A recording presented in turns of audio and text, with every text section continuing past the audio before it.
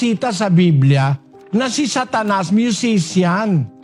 Di yata naman ang Diyos pipili ng musician, si Satanas papipiliin. Hindi naman totoo na si Satanas ang musician. Ang original musician ang Diyos. Siya unang-unang umaawit. Kaya nga natuto yung mga anghel, pati yung kanyang anak na Panginoon Kristo, natutong umawit dahil nakita niya sa Ama. Hindi naman kasi gagawin ni Kristo ang anumang hindi niya nakita sa Ama. 5:19 ng Juan. Sumagot nga si Jesus at sinabi sa kanila, "Katotohanan, katotohanang sinasabi ko sa inyo, hindi makagagawa ang anak ng anuman sa kanyang sarili, kundi ang makita niyang gawin ng Ama, sapagkat ang lahat ng mga bagay na kanyang ginagawa ay ang mga ito rin naman ang ginagawa ng anak sa gayon ding paraan." Ang anak, ang ginagawa niya lang, yung mga nakikita niyang ginagawa ng Ama. Kaya ang anak kumakanta o umaawit.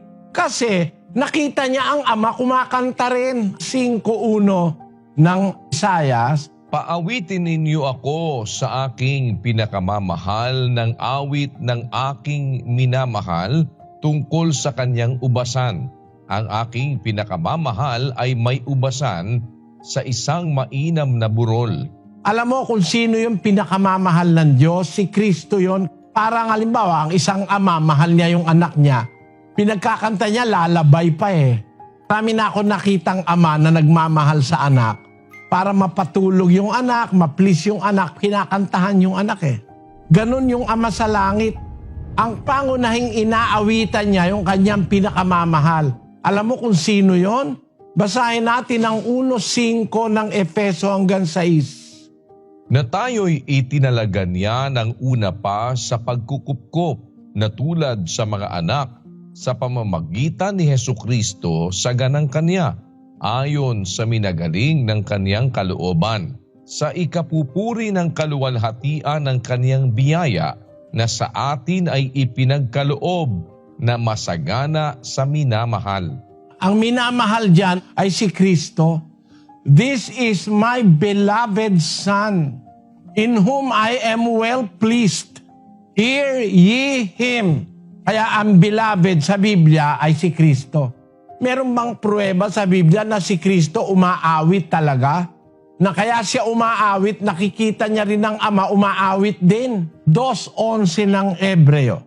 "Sapagkat ang nagpapaging banal at ang mga pinapaging banal ay pawang sa isa, na dahil dito'y hindi siya nahihiyang tawagin silang mga kapatid, na sinasabi, 'Ibabalita ko ang iyong pangalan sa aking mga kapatid. Sa gitna ng kapisanan ay aawitin ko ang kapurihan mo.'" Aawit si Kristo ng kapurihan ng Ama habang ibinabalita niya ang pangalan niya sa gitna ng kanyang kapatid. Ang katunayan, 17:6 at 26 ng Juan. "Ipinahayag ko ang iyong pangalan sa mga tao na ibinigay mo sa akin mula sa sanglibutan. Sila'y iyo at sila'y ibinigay mo sa akin at tinupad nila ang iyong salita. At ipinakilala ko sa kanila ang iyong pangalan at ipakikilala ko upang ang pag-ibig na sa akin ay iniibig mo ay mapa sa kanila at ako'y sa kanila." Kaya nga ayon sa Biblia, sa piling ng mga apostol, umaawit si Kristo ng doxolohiya, ng imno. Imno ang kahulugan, pag-awit ng papuri sa Diyos. Basahin natin ang 26 ni Mateo. "Datapwat sinasabi ko sa inyo na buhat ngayon ay hindi na ako iinom nitong bunga ng ubas hanggang sa araw na yaon na inumin kong panibago na mga kasalo ko kayo sa kaharian ng aking Ama." At pagkaawit nila ng isang imno ay nagsiparoon sila sa bundok ng mga olibo. Nag-awitan sila ng isang imno. Kaya si Kristo umaawit kasama mga apostol. Maliwanag sa Biblia ang Kristo umaawit. Kaya siya umaawit din kasi ang Ama. Hindi niya gagawin kundi niya nakita sa Ama. Sabi niya doon sa Juan 5:19, Ang pag-awit, itinuro yan sa mga kapatid sa iglesia. Sa 3 ng Kolosas, versikulo 16. Manahanawang sagana sa inyo ang salita ni Kristo ayon sa buong karunungan. Kayo'y mangagturuan at mangagpaalalahanan sa isa't isa sa pamamagitan ng mga salmo at ng mga imno at mga awit na ukol sa Espiritu, na magsiawit kayong may biyaya sa inyong puso sa Diyos. Unang-una nating dapat awitan ang Diyos. Yun ang ginawa ni Kristo. Pero bawal bang umawit ng iba? Masama ka bang umawit? Halimbawa, meron ka minamahal. Pilipino ka. Magpapahayag ka, di mo maipahayag. Kumuha ka ng gitara, tapatan mo bintana at saka ka umawit. Si Solomon, nagharana rin. Basahin natin ang awit ni Solomon. Inawitan niya ba yung kanyang minamahal? Umawit siya ng awit para sa Diyos. Pero umawit siya ng awit para sa kanyang mga minamahal. Basahin natin ang awit ng mga awit. Si Solomon ito Ang iyong dalawang suso ay gaya ng dalawang batang usa na mga kambal ng isang inahin na nagsisisabsab sa gitna ng mga lila. At yung suso ng kanyang sinta, sinasabi, ang Diyos ba yan? Ang Diyos ba may suso kagaya ng babaeng sinisinta ni Solomon? Kung mahal mo talaga, nung masama kantahan mo. Sa demonyo na ba yun? Mahal mo lang naman talaga yung babae. May pinagtitibay mo nga yung pag-ibig niyong dalawa dahil yun ang gusto ng Diyos na magmamahalang kayo hanggang sa kamatayan, until death do you part.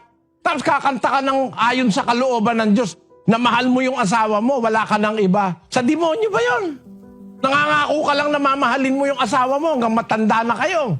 Siya lang ang mahal mo, wala nang iba. Masama ba yun? Hindi nga masama yun Tama nga yun Kinantahan mo ba naman yung nanay mo? Sa demonyo ka na.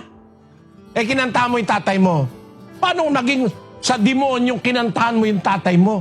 O kaya kumanta ka ng isang kanta ng pagiging tapat sa asawa o sa kasintahan.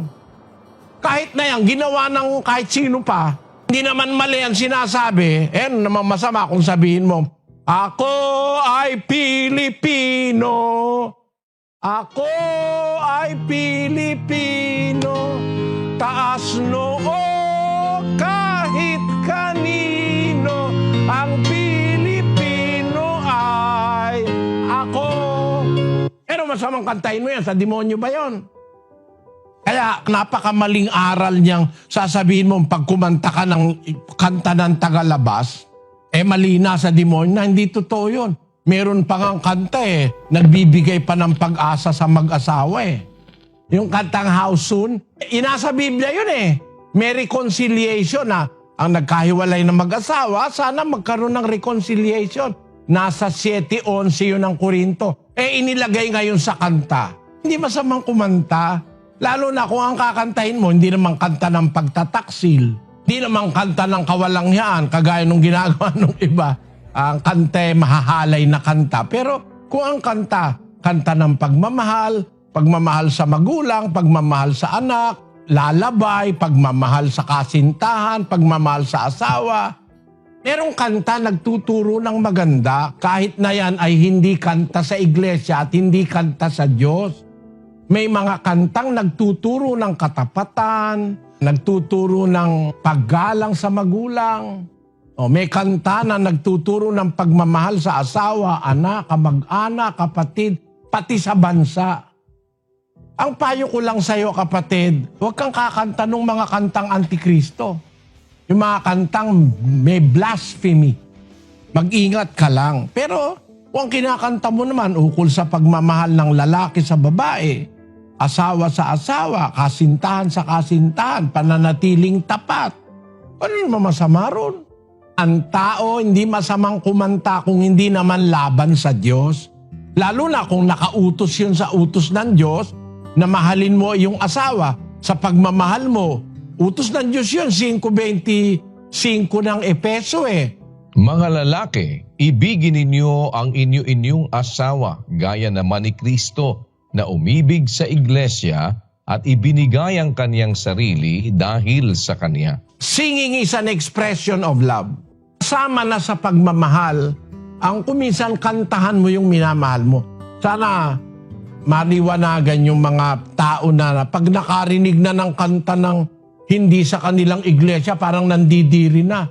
Si Apostol Pablo nga, pati yung mga poetry ng ibang bansa, ginagamit niya eh.